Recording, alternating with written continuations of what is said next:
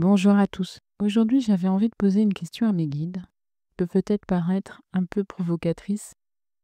C'était pourquoi il faut souffrir pour avancer sur notre chemin de vie?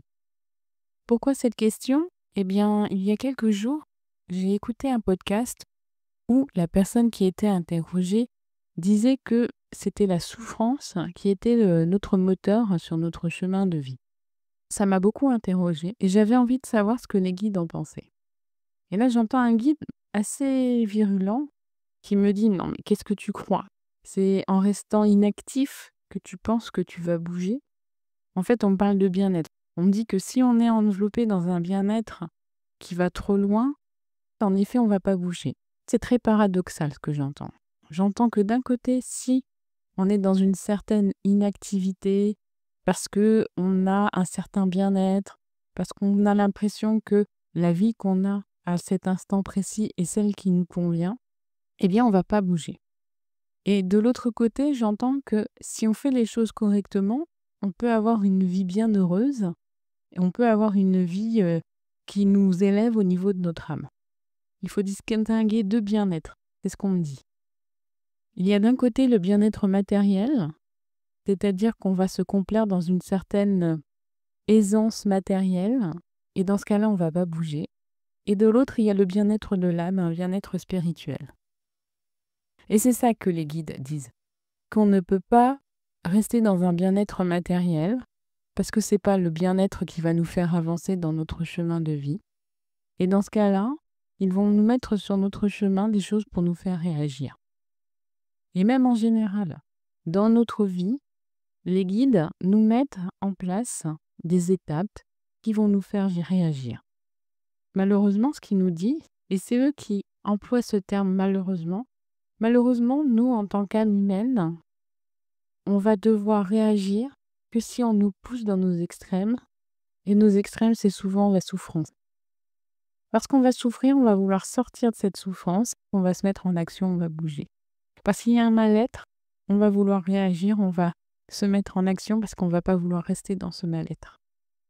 Les guides, ce qu'ils me disent, c'est qu'à un moment, s'ils voient qu'on s'éloigne de notre chemin de vie, ou s'ils voient qu'on reste dans une certaine inaction, ils vont mettre en place des choses qui vont nous faire réagir. Et ils n'ont d'autre choix que de nous mettre des choses qui vont nous faire souffrir. Parce qu'on va vouloir quitter cette souffrance, on va se mettre en action. Mais d'un autre côté, ce que me disent les guides, c'est que quand on est sur notre chemin de vie, qu'on fait des choses qui élèvent notre âme, eh bien en contrepartie, ils vont mettre sur notre chemin des choses qui vont nous récompenser, qui vont nous dire « tu as fait ça, c'est bien », et pour te motiver, on va te mettre des choses positives. Donc quand on est sur notre chemin de vie, il y a cette idée que tout s'ouvre devant nous, que tout est positif. Cette positivité va alimenter en nous une volonté d'agir, mais d'agir de manière positive. Alors que si on s'éloigne de notre chemin de vie, on va avoir tendance à mettre sur notre chemin des éléments souffrants pour nous faire réagir et pour nous faire progresser. Ce que j'entends, c'est que la souffrance, c'est un élément aussi dans notre chemin de vie qui nous permet de nous mettre en réflexion, qui nous permet de mûrir, qui nous permet de grandir. Et oui, c'est un terme négatif, mais la souffrance serait en fait un moteur pour nous, âme qui nous incarnons dans un corps d'homme, de femme, dans un corps humain. C'est comme ça que nous réagissons. Et c'est vrai que ça peut susciter en nous une certaine colère, de se dire que les guides, ou que ce monde subtil, qui normalement est un monde qui doit être plutôt positif, qui doit nous emmener, nous élever, va mettre des choses négatives sur notre route pour nous faire réagir. Ce qu'on dit, c'est un mal pour un bien. C'est-à-dire qu'on va mettre en place un mal pour nous faire réagir pour aller vers le bien. Parce qu'on est des êtres qui avons besoin de progresser énormément. On a beaucoup d'expériences à vivre et la souffrance est un moteur. C'est ce que j'entends. Les guides, c'est pas le terme souffrance pour eux qui leur vient à l'esprit. Les guides, ce qu'ils me disent, c'est que on parle de souffrance, mais ce terme, c'est l'humain qui le prononce. Pour eux, ce n'est pas des événements souffrants qui sont mis en place, c'est des expériences. Il n'y a pas l'idée de nous faire souffrir, il y a l'idée de nous faire réagir par la mise en place d'expériences. et que de toute façon, quoi qu'il arrive dans notre vie, c'est une expérience à vivre, une expérience qui va nous faire grandir, qui va nous élever.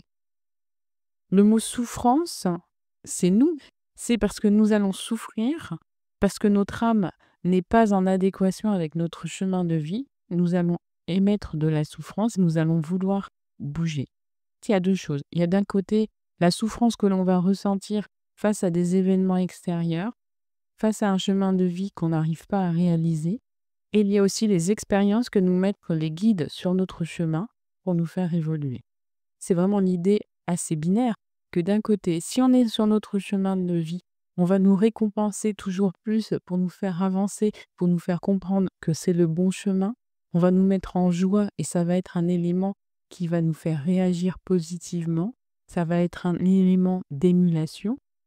Soit on n'est pas sur notre chemin de vie et on va tendance à avoir mettre des éléments souffrants pour nous dire attention, tu n'es pas sur ton chemin de vie. Il faut que tu réagisses, que tu quittes cette souffrance et que tu ailles vers quelque chose qui te fait réagir positivement.